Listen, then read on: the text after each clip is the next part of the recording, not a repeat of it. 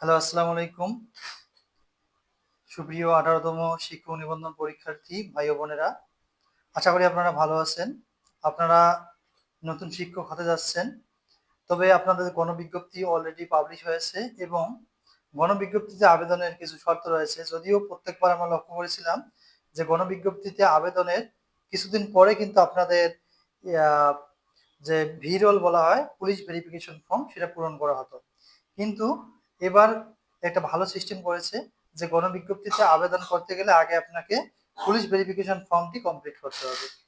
এখন অনেকেই জিজ্ঞেস করেছেন যে পুলিশ ভেরিফিকেশন ফর্মটি আমরা পূরণ করব, এখানে যে তথ্যগুলো চেয়েছে এই তথ্যগুলো আসলে আমরা অ্যাপ্লিকেন্ট কপি অনুযায়ী দেব না নতুনভাবে দেব।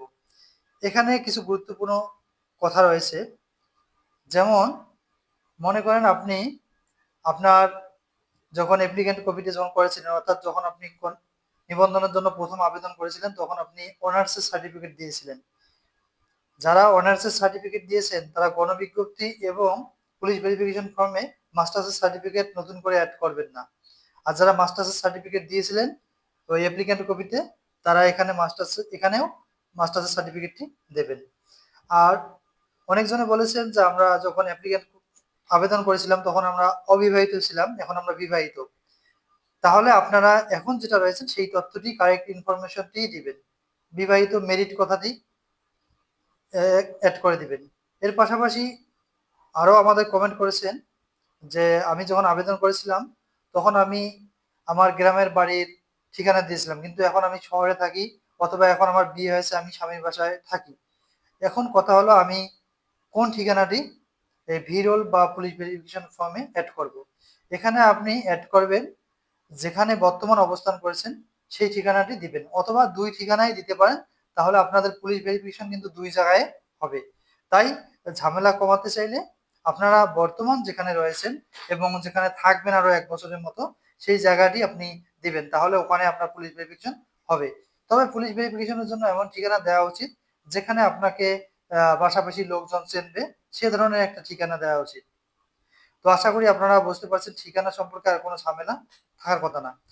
আর যদি কোনো তথ্যে এনটিআরসিএ অ্যাপ্লিকেন্ট কপিতে যদি ভুল করে থাকেন, তাহলে সেই তথ্যগুলো আপনারা এখন এই যখন পুলিশ ভেরিফিকেশন করবেন তখন আপনারা এখানে সব কারেক্ট ইনফরমেশন দিবেন। যদিও অন্যথায় ভুল করেছিলেন, এখানে সব কারেক্ট গুলো দিয়ে চেষ্টা করবেন।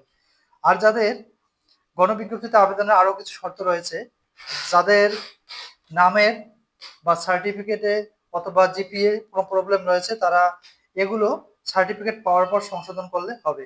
আর যাদের, বিশেষ করে যাদের জন্ম তারিখে প্রবলেম রয়েছে, তাদের কিন্তু এখনই, অর্থাৎ খুব শীঘ্রই এনটিএসসি অফিসে যোগাযোগ করা উচিত। তারা বলেছে যাদের যাদের জন্ম নিবন্ধনে ভুল রয়েছে জন্ম তারিখে, তারা সার্টিফিকেট পাওয়ার আগে এটা সংশোধন করবেন। আর অন্য কোনো সামান্য কিছু ডট বা নামের দুই একটা অক্ষর ভুল থাকলে সেগুলো আপনারা সার্টিফিকেট পাওয়ার পরও সংশোধন করবেন। তবে আমার কথা হচ্ছে, আপনারা সার্টিফিকেট পাওয়ার পর যদি কোথাও কোনো ত্রুটি পান, একটা ডট চিহ্নের কারণেও কিন্তু এই পঞ্চম গণবিজ্ঞপ্তিতে যারা যোগদান করেছে তাদের কিন্তু বেতনের ক্ষেত্রে অনেক ধরনের প্রবলেম হয়েছিল। তাই সামান্য একটু ভুল হলেও আপনারা এখন ভুল সংশোধন করার সুযোগ রয়েছে। আপনারা এনটিআরসি অফিসে গিয়ে এই ভুলগুলো সংশোধন করে নতুন সার্টিফিকেটটি অ্যাড করতে পারবেন।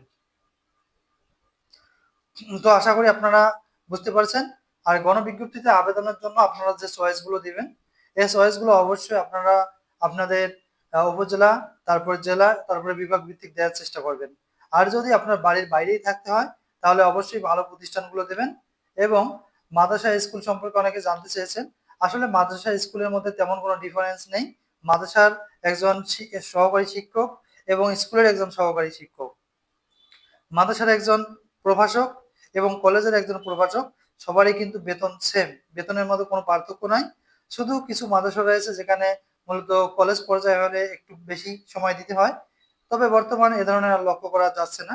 তাই বলা যাচ্ছে মাদ্রাসা, কলেজ যদি ভালো প্রতিষ্ঠান আপনারা দেখেন যে অনেক স্টুডেন্ট রয়েছে এবং প্রতিষ্ঠানটি শহরমুখী, তাহলে আপনারা নির্দ্বিধায় চয়েস দিতে পারেন। আর বাড়ির পাশাপাশি হলে অনেক ভালো, তাহলে আপনারা বাড়ির আনুষঙ্গিক কার্যক্রম কমপ্লিট করেও কিন্তু আপনারা চাকরিটি করতে পারবেন।